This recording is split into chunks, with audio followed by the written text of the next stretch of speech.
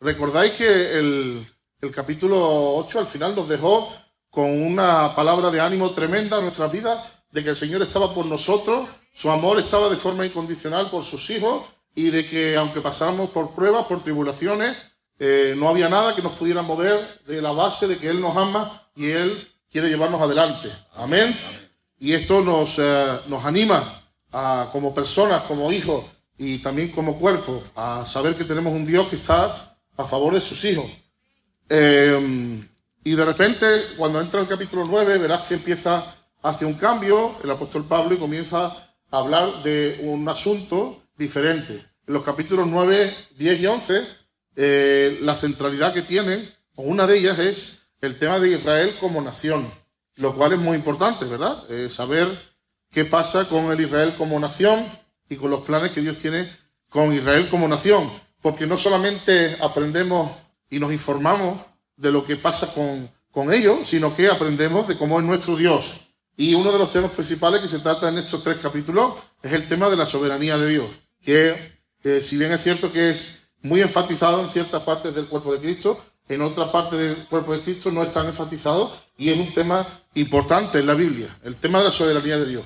Y la soberanía de Dios, ligado con su fidelidad, es algo muy importante para nuestras vidas, porque sabemos que tenemos un Dios que se sale con la suya siempre, y además que Él es fiel con sus hijos. Él se va a salir con la suya al final. Pero sí es cierto que se centra de manera especial en la nación de Israel. Entonces, además, abre una especie de paréntesis, entra directamente con el tema, casi sin enlace con lo que viene diciendo, y habla directamente durante 3 capítulos de este tema de forma muy clara, muy concisa y muy localizada, y luego cierra y engancha con el 12 y continúa. Entonces, hemos pensado en este caso, saltar estos 3 capítulos por ahora para no desviarnos del tema que venimos hablando y el tema al que va a introducir ahora, y en otro momento los trataremos como un punto aparte, ¿verdad? Pero ponernos a hablar sobre estos 3 capítulos podría resultar en que perdiéramos el hilo de lo que venimos hablando. Por eso vamos a saltar al capítulo 12, y Dios mediante más adelante, antes de que termine la carta, Dios mediante lo tratamos. Entonces, el capítulo 12 dice: así que, hermanos, os ruego por las misericordias de Dios que os presentéis vuestros cuerpos en sacrificio vivo, santo, agradable a Dios, que es vuestro culto racional. No os conforméis a este siglo, sino transformaos por medio de la renovación de vuestro entendimiento, para que comprobéis cuál es la voluntad de Dios agradable y perfecta. Buena, agradable y perfecta. Vamos a leer hasta ahí. Lo primero que quiero ver con vosotros, resaltar, es que aquí pone así que. O sea que si dice así que, tiene relación con lo que acaba de decir. Entonces, si bien no vamos a leer, como hemos dicho, los 3 capítulos anteriores, vamos a leer un poquito del final para que veamos ese así que, de dónde viene. Si nos vamos a el capítulo anterior, Romanos capítulo 11, al final dice, vamos a tomarlo en el 33, ha venido hablando de la restauración de Israel y sobre todo ese misterio, esa tensión misteriosa que hay en el hecho de que Dios llamó a uno, pero también tenía interés en los otros, entonces aprovechó el error de los unos para darle oportunidad a los otros, pero cuando se le acabe el tiempo de los otros, Él no se ha olvidado de los unos. Y cómo esa tensión cómo Dios es tan soberano en cómo hace los cálculos. Él da oportunidad y dice que Él lo encierra todo a misericordia. Los unos y los otros, al final, Él de una forma u otra tiene que tener misericordia de todos, porque si no, nadie se salvaría. Y al final dice, cuando llega a este punto, dice: oh profundidad de la riqueza, de la sabiduría y de la ciencia de Dios. Cuán insondables son sus juicios e inescrutables sus caminos. Me hace gracia que el apóstol Pablo, una persona que escribió gran parte del Nuevo Testamento, una persona que tuvo encuentros personales y directos con Jesús en el camino a Damasco, una persona que fue arrebatado al tercer cielo, una persona que tenía una sabiduría y un entendimiento y revelación tan grande que Pedro, cuando lo defiende, dice: el problema de la gente que no entiende a Pablo es que son ignorantes, no le llegan al nivel y por eso no lo entienden. Una persona que tenía tales revelaciones que le tuvo que ser puesto un mensajero del diablo para que lo mantuviera cuerdo y lo mantuviera para que no se enorgulleciese. Y este señor, que además traía un bagaje de haber estudiado a las pies de los rabinos y de haber sido fariseo, él dice: cuán insondables son sus juicios. Llega a esta parte y dice: cuán inescrutables sus caminos. Si el apóstol Pablo decía esto, si nos encontramos a nosotros mismos creyéndonos que sabemos algo, es que no nos estamos enterando, ¿verdad? Porque ¿quién entendió la mente del Señor? Te puedes encontrar más de uno que cree que la entiende. Y dice el apóstol Pablo, ¿quién entendió la mente del Señor? ¿Quién fue su consejero? ¿O quién le dio a él primero para que le fuese recompensado? Porque de él y por él y para él son todas las cosas. Porque de él, suyo, y por él y para él son todas las cosas. Vamos a suponer que sustituimos todas las cosas, por ejemplo, por tu vida y la mía, hermano, además del resto de las cosas, pero por tu vida. O sea, porque de él es tu vida, de él es mi vida, por él es que tienes vida, por él es que tengo vida, y para él tenemos nuestra vida. A él sea la gloria por los siglos. Amén. Así que, hermano, o sea, en relación con esto que acabamos de ver y acabamos de escuchar, hermanos, os ruego por la misericordia de Dios que presentéis vuestros cuerpos en sacrificio vivo, santo y agradable a Dios, que es vuestro culto racional. Los dos primeros versículos de este capítulo veremos que nos dan una introducción y una base a todo lo que se nos quiere explicar en los próximos capítulos.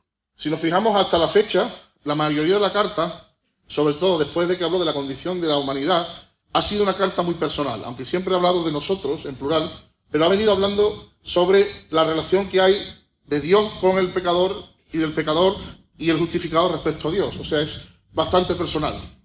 Los beneficios, bueno, habló del padre Abraham, los beneficios de la cruz para el que es salvo, qué pasa con el pecado, qué pasa con las luchas del cristiano, y en el capítulo 8, cómo el Espíritu Santo guía a tu vida, a mi vida, cómo nos ayuda, nos lleva adelante, nos da testimonio de la paternidad de Dios, pero tiene un sentido personal. O sea, está hablando de el Señor y yo, o yo y el Señor y tú y el Señor. Pero de repente la carta va a pegar un giro tremendo y va a enfocarse en lo corporativo. A partir de este momento ya se va a desenfocar de la persona y va a hablar de la iglesia y del mundo. A partir de este momento va a dejar de hablar de la relación que tenemos personal con Dios solamente y va a empezar a hablar del propósito que Dios tiene para su iglesia y el propósito que tiene para su vida. O sea, hasta este punto es una carta donde nos ha hablado de la teología de Dios y el ser humano personalmente. Pero a partir de este momento dice, bien, ya que te he hablado de tu estado, ya que te he hablado de la herencia que tienes en Cristo, la obra de Cristo, y ya que te he hablado de las luchas y cómo superarlas, y ya que te he hablado de la esperanza que tienes, y ya que te he hablado del Espíritu Santo que está a tu lado para llevarte a tu lado, para llevarte adelante, hay más. No vives para ti, ni siquiera solo para el Señor, sino que hay un cuerpo y hay un mundo. Y a partir de ese momento, la carta se expande y deja de ser, ya no se centra solamente en lo que Dios ha hecho y en el ser humano como beneficiario, sino en el trato entre personas. Empieza a hablar de las relaciones horizontales.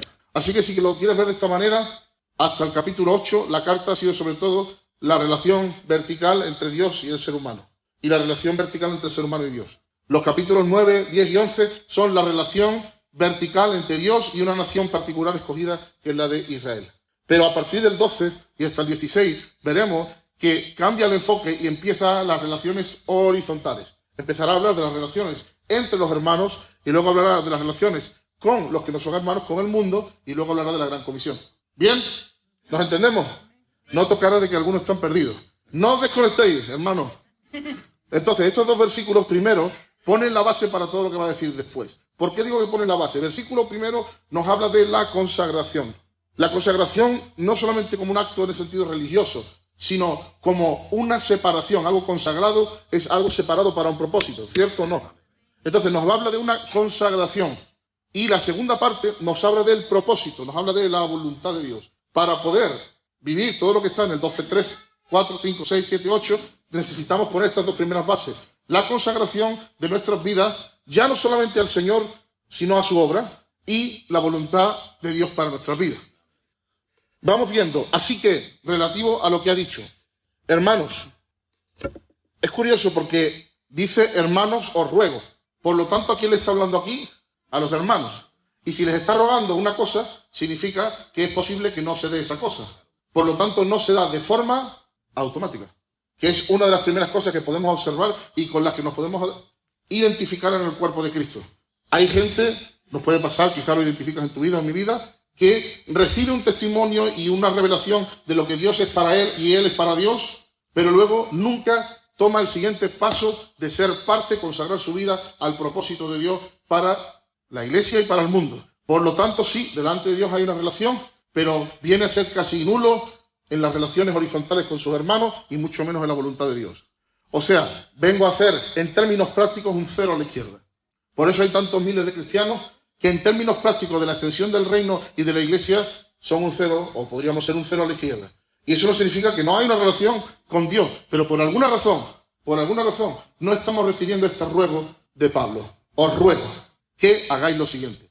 Aquí, ciertamente va a empezar a entrar con unos consejos prácticos. Y todo lo que viene a partir de ahora, aunque tiene mucha doctrina, ya no es tan enfocado en la doctrina como hasta este momento, sino que está muy enfocado en lo práctico del diario vivir. Os ruego por la misericordia de Dios que presentéis vuestros cuerpos como sacrificio vivo. Está hablando de una consagración, ¿vale? Cuando habla del sacrificio, es tomado del paradigma del Antiguo Testamento, donde algo se consagraba y se ponía en el altar.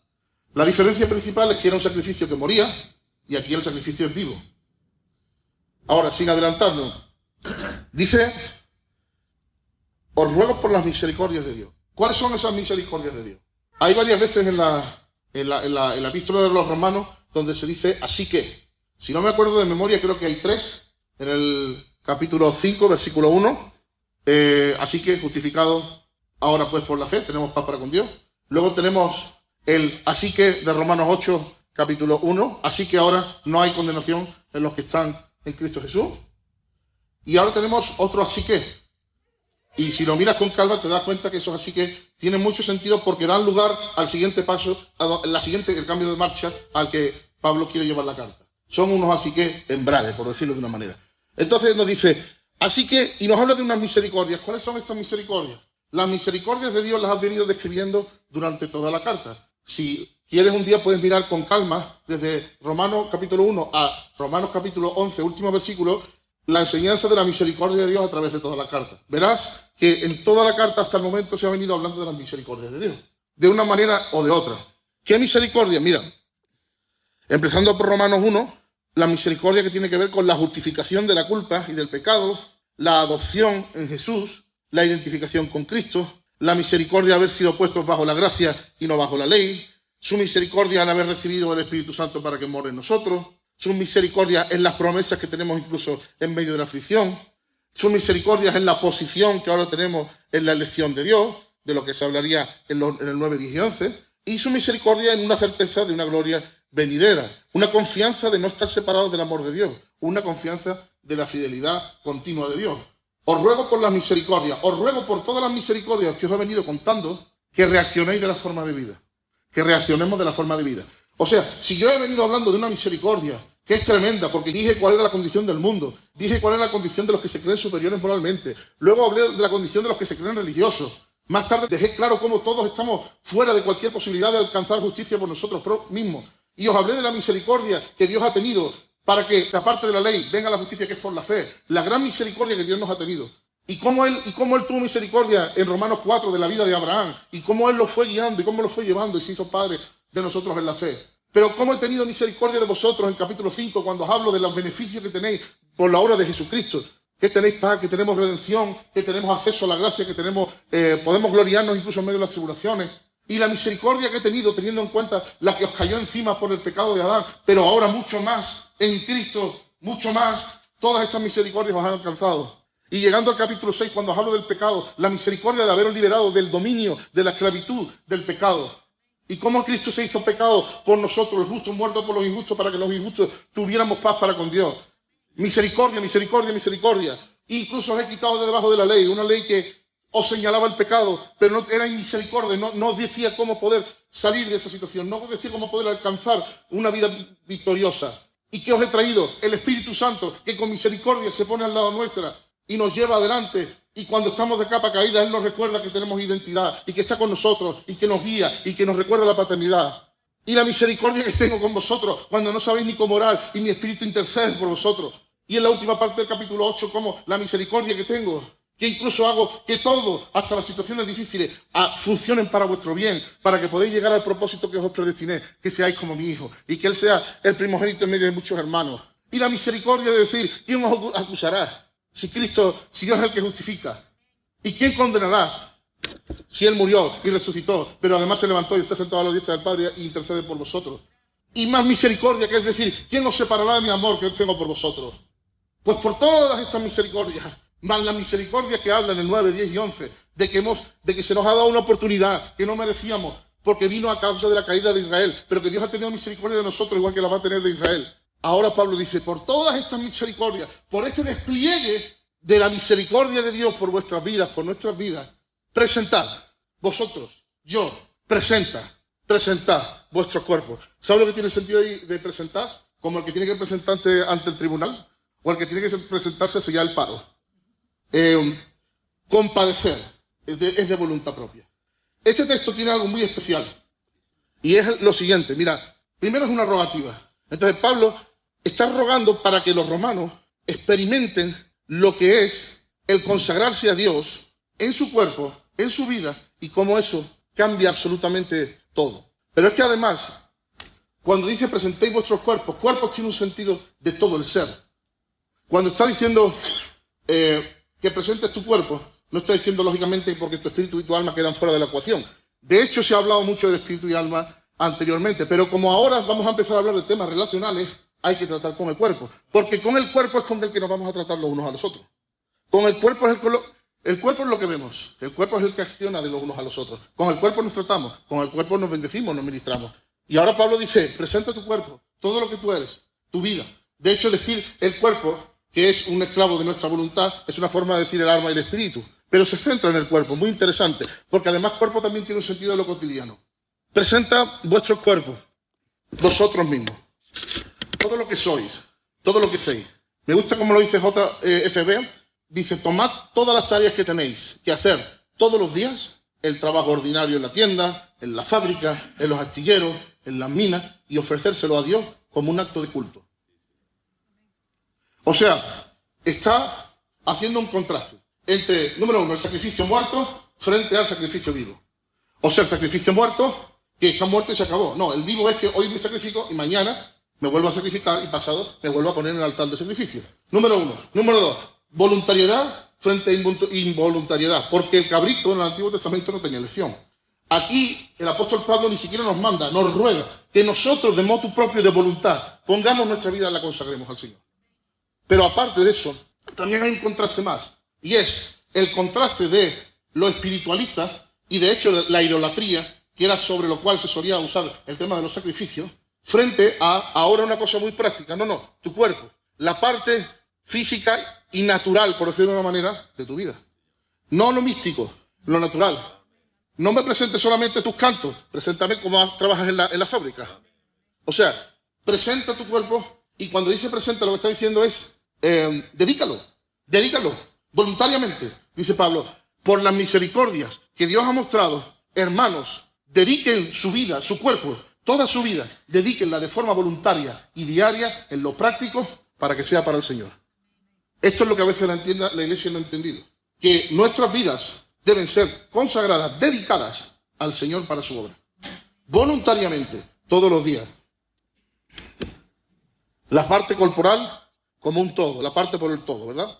La parte que interactúa, la parte que trata lo cotidiano, voluntario y continuo. Presentar. Curioso, porque en Romanos capítulo 6 ya nos había dicho que al ser libres del pecado, ahora tenemos libertad para presentar nuestros miembros como instrumentos de la justicia. Y curiosamente hace énfasis en miembros, algo natural del ser humano, de una parte del cuerpo, ¿verdad? Entonces, déjame el texto puesto, por favor. Apartado, consagrado, instrumento de justicia de Dios, ya no de una forma ritualista, sino de una forma práctica. Santo, agradable, que es vuestro culto racional. Cuando nosotros presentamos nuestras vidas, nuestros cuerpos, nuestras vidas, las dedicamos al Señor de una forma consciente, como un fruto del agradecimiento de su misericordia, de una forma voluntaria y constante, Dios lo toma como un sacrificio santo. Dios lo toma como un sacrificio agradable, que a Él le agrada. porque es un sacrificio voluntario. Es tomar la vida que Él ha salvado y decirle, vale, pues ahora yo, mi reacción racional, mi culto racional, es que yo te voy a consagrar mi vida. Aquí dice mucho, pero se podría reducir a lo siguiente. Cuando entendemos la misericordia de Dios por nuestra vida, nuestra reacción sensata es la adoración y la consagración a Él. Es el culto racional, es la entrega racional, es la consagración racional, es la adoración racional. O sea, es racional con lo que Él ha hecho. Es nuestra respuesta racional. Por lo tanto, una apatía, una falta de entrega, una falta de reacción a lo que Él ha hecho, es irracional. No estamos entendiendo entonces lo que Él ha hecho. Por eso no respondemos. Trasládalo a algo sencillo, aunque no se puede comparar. Si alguien hubiera hecho por ti lo más grande, cubrir tu deuda, salvarte un hijo de la muerte, quitarse un riñón para dárselo a ti. Si tú dedicaras tu vida, el resto de tu vida, a decir, el resto de los días que me quedan, no me van a faltar días para darte las gracias, me van a faltar días para invitarte a café, me van a faltar días donde te voy a invitar a mi casa, me van a faltar días donde te voy a agasajar, me van a faltar días donde te voy a tratar lo mejor posible. Eso no es irracional, eso es racional. Esa es la respuesta racional. La adoración a Dios, el culto a Dios, es una respuesta sensata a las misericordias que Él ha tenido desplegadas en nuestras vidas. Una consagración. Con la misericordia, lo misericordioso que Él ha sido, lo más lógico es consagrar a Él todo lo que somos para su gloria y para su voluntad. Así que, diría Pablo, después de todo lo que ha pasado, os ruego, hermanos, que reaccionéis en consecuencia. Presentaros vosotros mismos como sacrificio delante del Señor, como dedicación. Señor, aquí estoy yo, aquí está mi cuerpo, para ti. Esto no puede pagar nada, nunca podrá pagar nada, pero permíteme que lo ponga en tu altar. Y si tú lo quieres usar, úsalo, porque menos de esto sería irracional. El verdadero culto es ofrecerle a Dios nuestras vidas cotidianas. La verdadera adoración es entregar nuestro diario vivir como una ofrenda a Él, una consagración, una dedicación. Y quiero remarcar el punto aquí de lo práctico, porque en ocasiones decimos, consagra tu vida al Señor, y está bien dicho, pero lo que pasa por nuestras cabezas es, sobre todo, actos religiosos y actos espirituales. Consagra tu vida al Señor, o sea, dedícate a la oración y al ministerio, que puede ser, ¿no? Consagra tu vida al Señor, dedícate a las misiones. No, tiene un sentido más. Consagra tu vida al Señor, dedícale tu vida a Él, en tu día a día, en tu trabajo, en mi trabajo, en los estudios, todas las mañanas. Aquí está mi vida, Señor, dedicada a ti para la alabanza y gloria de tu nombre, que es lo menos que puedo hacer después de lo que tú has hecho. Aquí la tienes. Aquí tienes mi currito, mis estudios, aquí tienes lo que soy, los talentos que me has dado. Están en tu altar, Señor. Están a tu disposición, son tuyos. ¿Qué menos? ¿Qué menos? Y además lo hago de forma voluntaria, ya no como un cabrito llevado a la muerte. Lo hago de forma voluntaria. Y yo sé que esto te va a agradar. Yo sé que ahí tú vas a ver santidad, vas a ver dedicación, vas a ver consagración. Tú vas a consagrar el sacrificio, vas a consagrar mi vida. Sigue el siguiente versículo. Ahora, fíjate, el primer versículo nos ha dicho, consagra tu ser, tu cuerpo, con todo lo que eso representa, que es toda tu persona y tu cuerpo, la parte física, práctica, cotidiana y de interactuación con los demás. Conságrala a Dios para su servicio, para el servicio a los demás. Porque esta es tu adoración, más sensata. Pero el siguiente versículo dice, ahora, por cierto, más allá de todo lo que hemos dicho hasta este momento, quiero decirte que Dios tiene una voluntad. ¿Cuántos de los que estamos aquí sabemos que Dios tiene una voluntad más allá de nosotros mismos? Lo digo porque en ocasiones actuamos como si la voluntad de Dios solamente quedara circunscrita a nuestra persona. Dios tiene la voluntad de salvarme, sí. La voluntad de llevarme adelante, sí. La voluntad de perfeccionarme, santificarme, bendecirme. Claro que sí. Y bueno, si me pongo un poco de lejos, ahí, Él tiene una voluntad de que yo llegue a ser predicador, que yo llegue a ser tal, que yo... Pero en realidad es una visión muy centrada en la persona. Pero es que Dios tiene más. Es que Dios tiene una voluntad agradable y perfecta de la que no va a hablar. Que va más allá de nosotros. Cuenta con nosotros, pero va más allá. Y ahora el apóstol Pablo nos dice, oye, ¿sabéis que hay una iglesia gloriosa de Cristo? ¿Sabéis que hay unos hermanos? ¿Sabéis que Dios tiene una voluntad en cada ciudad, en cada pueblo? Que Dios tiene una voluntad con sus congregaciones, con las familias, con las iglesias. ¿Que hay más? Que Dios tiene una voluntad. ¿La quieres experimentar? ¿O te vas a quedar solamente en la primera parte? Mi salvación, mi madurez, que yo vaya adelante, que supere las pruebas, todo eso está bien. Pero ahora cambia el paradigma y dice, oye, si tú te entregas y tú te consagras, yo te voy a hablar ahora de una voluntad que Dios tiene. Y esta ya no está solamente centrada en tu persona. Es una voluntad para el cuerpo de Cristo, una voluntad para tu iglesia, para tu casa y una voluntad para el mundo. Y dice, no os conforméis a este siglo, sino transformaos por medio de la renovación de vuestro entendimiento. Voy a saltar un momento esta primera parte, para que comprobéis cuál sea la buena voluntad de Dios agradable y perfecta. Cuando dice ahí comprobéis, lo que está diciendo es para que viváis. O sea, Dios tiene una voluntad que es buena, agradable y perfecta, según sus cánones y según sus patrones, y Él nos invita a vivir esa voluntad. Para que comprobéis, viváis, experimentéis esa voluntad. Esa voluntad a nivel personal, a nivel familiar, a nivel de la iglesia, a nivel de la ciudad. Hay una voluntad de Dios, hay una proyección corporativa de la voluntad de Dios. En el primer capítulo he dicho, si te consagras a Dios, o sea, tu respuesta debería ser dedicarte a Dios. Tu respuesta racional. Dedicarte, ofrecerte a ti mismo en el altar. ¿Para qué? Para Él. ¿Para Él para qué? Para que se haga su voluntad. Ah, que hay una voluntad. Yo pensaba que la voluntad era solamente ser un buen cristiano. No pecar, que el Espíritu Santo me forme, me ayude a crecer en el carácter, como el capítulo 8. Tener una buena relación con el Padre, una buena vida de oración. Sí, todo eso es la voluntad, pero hay más voluntad. Hay una voluntad que te trasciende, que me trasciende. ¿Quieres vivirla? Hay una condición. Hay que cambiar el coco. Las voluntades humanas se hacen con razonamientos humanos. Las voluntades divinas se hacen con razonamientos y formas de pensar divinas. Muchas veces nos encontramos queriendo meterle mano a la voluntad de Dios con una mentalidad humana. No funciona. Por eso el apóstol nos dice, tenéis que cambiar la forma de pensar. Si queremos que nuestras vidas experimenten la voluntad de Dios más allá de lo personal, necesitamos un cambio de chip. Necesitamos dejar de pensar como el patrón de este siglo. Ahora, hay una cosa que es tremendamente dura en este versículo. Y yo pienso que ahí a veces caemos. Porque a veces como vislumbramos y decimos, claro, Señor, yo necesito cambiar mi mentalidad para ser capaz de vivir tu voluntad.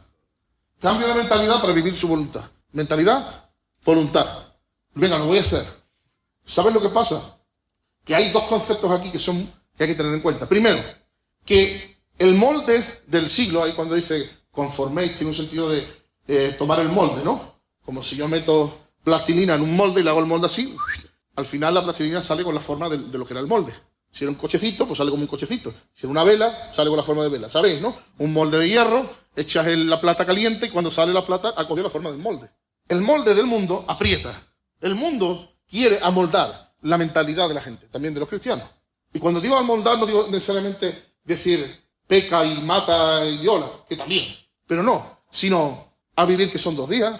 Eso es molde mundano, ¿no?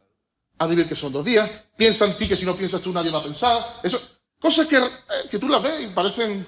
Bueno, ¿eso quién lo dijo? ¿Buda o Confucio? No te puede parecer... No, eso no lo ha dicho nadie de esto. Son parámetros que no parecen ni siquiera demasiado malos, pero son moldes del mundo. Son moldes del mundo. Quita, que al final todo el mundo se olvida de ti menos tu familia. Molde del mundo. Y otras cosas que el mundo nos dice, ¿no? Estás desperdiciando tu juventud, persona joven, en la iglesia, y el mundo aprieta con su molde. Y si nos despistamos, nos va apretando, y de repente empezamos a tomar la forma del molde. Y cuando nos escuchamos hablar los unos a los otros, lo que escuchamos es mentalidad mundo. No digo mundo en el sentido, ¿me entendéis, no? Pero no hay diferencia en nuestra mentalidad que uno de la calle. ¿Cuáles son tus deseos? O a ver si puedes llegar a tener una buena paguita de mayor, pagar la casa, no sé qué, no sé cuánto. Cosas razonables, cosas... Pero digo, ¿y qué te diferencia con una mentalidad de cualquiera de la calle que sea más o menos moderado? Y eso nos aprieta. El mundo aprieta nuestra espalda contra su molde.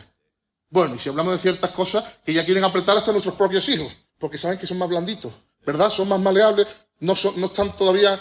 Y quieren amoldarlos ya desde chicos y a través de la imagen, todo lo que sabéis, ¿no? Ahora, este es uno de los problemas. Que tenemos que entender que el mundo aprieta en su intento de amoldar al cristiano. Pero además hay otro problema, que es el duro. Cuando dice, si no os conforméis, y luego sino transformados, los dos verbos están en presente continuo. O sea, que lo que está diciendo es, no seáis conformados, sino continuad siendo transformados. Y este es el problema. Porque no hay tal cosa como decir, hoy resisto al molde del mundo y transformo mi mentalidad según la mente de Cristo y ya. No, es que mañana tienes que volver a resistir el molde del mundo y volver a transformar tu mentalidad. ¿Y sabes lo que le complica más? Que el molde del mundo va cambiando. Entonces, podemos encontrarnos a nosotros mismos que hoy resistimos un molde que el mundo nos quiere imponer y decimos, no, renuévate con el espíritu de Cristo, el espíritu de la palabra. Cambia la mentalidad y la cambiamos, pero 20 años más tarde viene el mundo con un molde que es el del mundo, pero ha cambiado de forma. Y si no lo identificamos como que sigue siendo el mundo, ese sí nos lo comemos. Y en eso no nos renovamos. Aquí el desafío es que hay que renovarse siempre, todo el tiempo. Todo el tiempo estar peleando para renovar nuestra mentalidad. Por eso ves vidas que en un momento de su vida tuvieron un choque muy fuerte contra los moldes que les querían aplastar. Reaccionaron con violencia incluso y abrazaron la forma de pensar de Cristo. Y hicieron cambios y empezaron a vivir la voluntad de Dios. Pero poco a poco, 20 años más tarde, se encuentran que les toca otra vez renovarse y no se renuevan. Entonces, cuando tú les hablas, o yo me hablas, si fuera mi caso, siempre están hablando de, yo me acuerdo cuando yo vine a Cristo, que yo tenía una mentalidad de tal, formada y conformada por el mundo, pero el Señor me ayudó a renovar mi mentalidad y entonces yo empecé a experimentar. Y todo es una historia pasada, que pasó hace 20 años. Ahora, 20 años más tarde, no hay ninguna disposición a revisar nada, ni a transformar nada. Y a lo mejor, ahora, ya no es lo mismo. Me miráis como si no me entendierais, pero yo creo que sí me entendéis. No, yo me renové.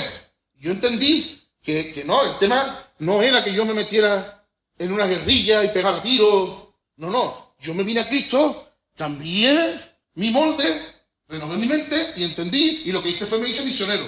Ah, bueno, qué bien. Soltaste el molde de la rebelión y de la injusticia, pues a la metralleta.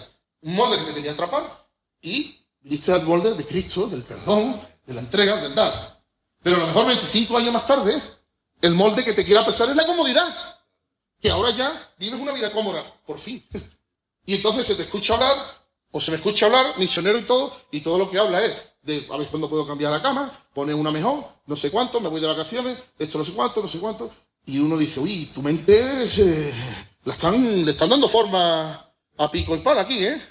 O sea, están queriendo conformarte otra vez con, escúchame, ¿cuándo te vas a revelar? Revelar eso, quiero decir. ¿Cuándo vas a decir, no? Otra vez el mundo está queriendo conformarme a su molde con un molde diferente, pero el mismo mundo. Ahora yo vuelvo a transformar mi mente. Porque el mundo cambia. El mundo cambia. Antes era si batería no, ahora es si zoom sí o zoom no. O sea, el mundo cambia. Y el mundo adapta su forma en la que nos presiona. Siempre hay un molde claro del pecado, pero adapta sus moldes. Y a veces somos capaces de desligarnos de un molde y renovar nuestra mente en un momento dado, pero no entendemos que 10 años más tarde tendremos que volver a renovar nuestra mente. Y continuar renovando nuestra mente. Para que sea donde sea en el estadio que nos encontramos de nuestra vida, cualquier molde del mundo que esté queriendo darnos forma, a través de las presiones, a través de nosotros seamos capaces de renovar nuestra mente. Cuando una persona tiene 18 años, el mundo lo quiere amoldar de una forma, ¿cierto o no?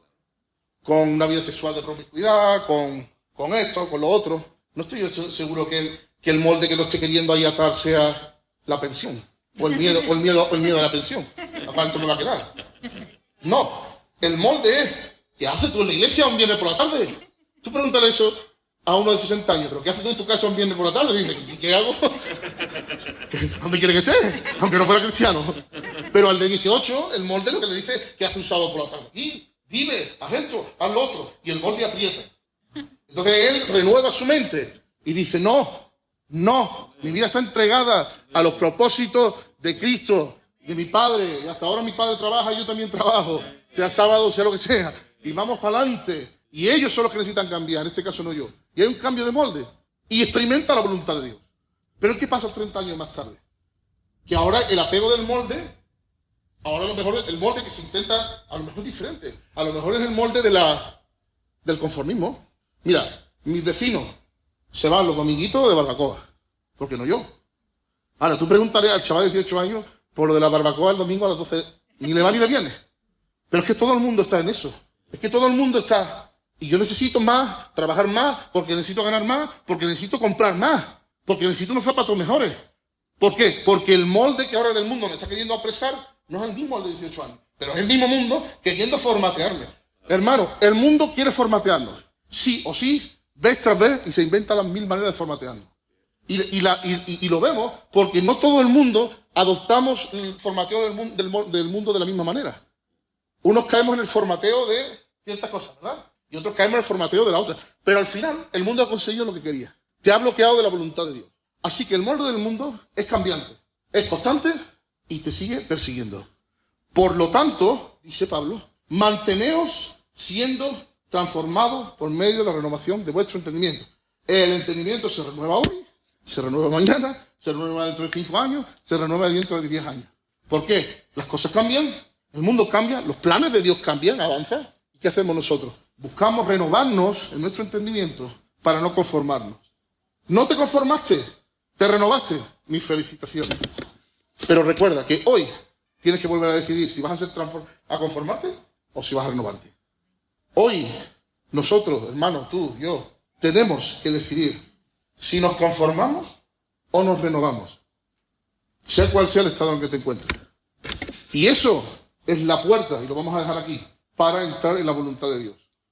Por lo tanto, el entender que el peligro de ser conformado por el molde del mundo es un peligro constante y cambiante, y la necesidad de ser transformado, renovando nuestra mente de forma constante, eso implica que la voluntad de Dios, que es una delante de Él, pero posiblemente va cambiando en el sentido práctico durante las etapas de la vida, y en cada etapa de la vida, para ir al siguiente paso en la voluntad de Dios, hay que hacer un proceso de renovación de la mentalidad.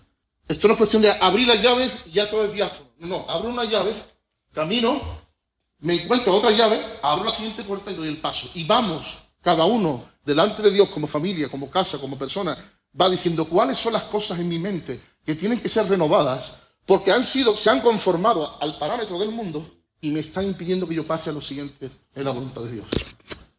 Porque ha habido un cambio de etapa en mi iglesia, en mi casa, en mi vida, en mi persona. Señor, ¿será que yo también tengo que transformar mi mente, renovar mi mente, para ir a lo siguiente que está en tu voluntad?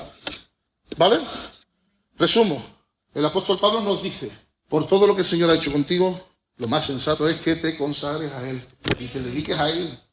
Y ya no solamente de forma personal, sino que te renueves, cambies lo que haya que cambiar de la mentalidad, que la traemos de chasis y además nos presiona desde fuera, y te renueves para que puedas entrar en la voluntad de Dios, que es buena, agradable y perfecta.